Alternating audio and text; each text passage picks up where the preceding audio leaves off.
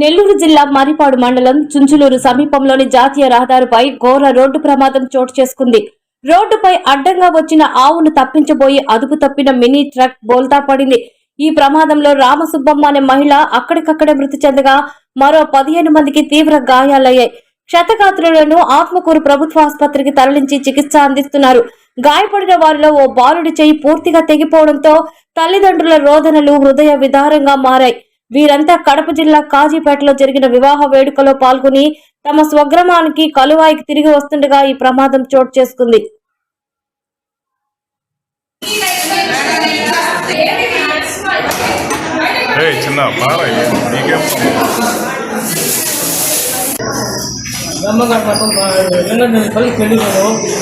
ఆడ బైక్ ఊర్లో పెళ్లి చూసుకున్నాము.